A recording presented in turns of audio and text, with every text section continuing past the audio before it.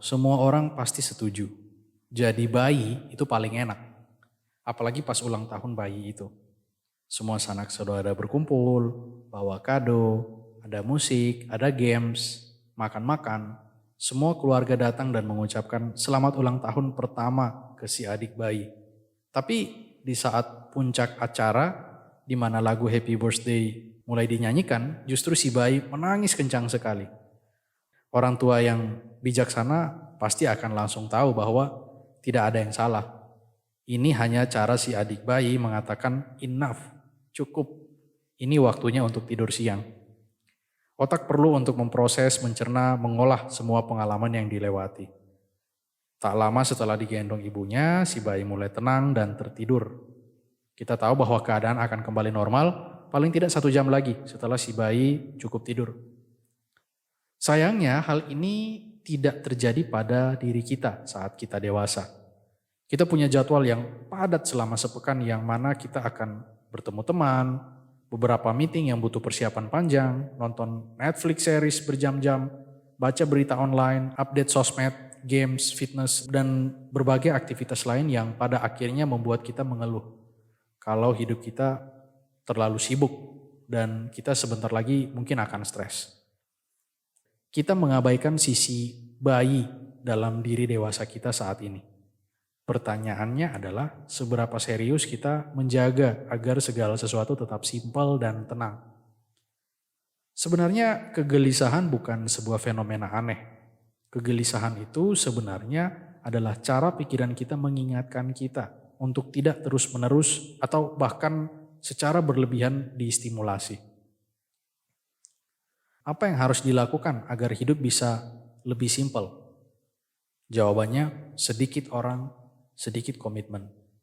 Tentu sebuah keistimewaan ya, kalau kita bisa bertemu dengan banyak orang, melakukan banyak hal, tetapi secara psikologis ini akan melelahkan dan justru bisa berbahaya.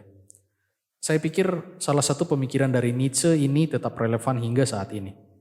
Nietzsche bilang gini, seperti biasa manusia tetap terbagi dalam 2 kelompok, budak dan manusia bebas. Barang siapa yang tidak memiliki 2/3 harinya untuk dirinya sendiri adalah budak. Siapapun dia, entah negarawan, pegawai, pengusaha atau siapapun. Kita harus sadar bahwa hal-hal yang secara fisik bisa kita selesaikan dengan baik dalam sehari, belum tentu baik secara psikis. Bisa saja sih menjalankan bisnis sambil mengikuti kuliah online dan berkendara dan menghadiri pertemuan dengan vendor, tetapi jangan heran rutinitas yang terlalu berlebihan justru akan mengarah pada kehancuran. Istirahatlah, 7 jam minimal kalau tidur malam. Kita perlu istirahat. Kita coba sedikit bahas tentang sosial media. Sosial media ini salah satu hal yang cukup turut andil ya dalam kerusakan mental kita setiap kali kita cek smartphone. Banyak sekali informasi beredar di media sosial, informasi lokal hingga mancanegara. Padahal dulu informasi tidak beredar secepat ini. Dan sejak abad ke-20, berita mulai menjadi komoditas yang penting dalam hidup. Setiap saat kita disuguhi dengan berbagai berita tentang eksploitasi, bencana, kemenangan, penipuan, dan berbagai hal yang terjadi di seantero planet bumi. Dan perusahaan media seakan-akan menciptakan kebutuhan akan berita yang harus diketahui saat itu juga. Tetapi terkadang mereka lupa bahwa ada hal yang perlu kita tahu, ada hal yang tidak perlu kita ketahui. Karena apapun itu yang sudah terjadi tentu sudah tidak bisa kita ubah lagi.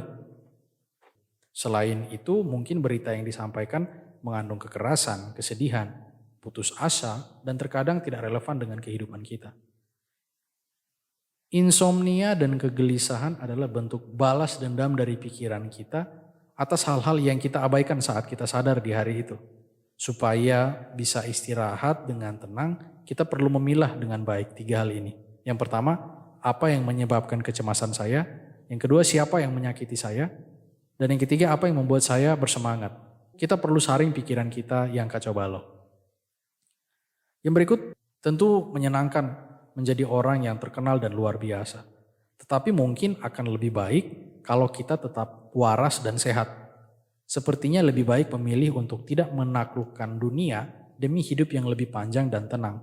Ini bukan berarti kita lari dari tantangan, tetapi lebih kepada mengubah nalar kita untuk melihat tantangan yang sebenarnya. Dan yang paling penting apa yang kita peroleh setelah itu. Kehidupan yang tenang bukan berarti mundur dan menghilang, tetapi lebih pada secara bijaksana mengakui bahwa kepuasan hidup itu terletak jauh dari sorotan dan kebisingan kota besar dengan pendapatan yang serba pas-pasan dan persaingan berat tanpa kenal lelah untuk memenangkan perlombaan dalam mempertahankan status. Kehebohan itu tentu menyenangkan, tapi bisa juga mematikan. Ingat, istirahat.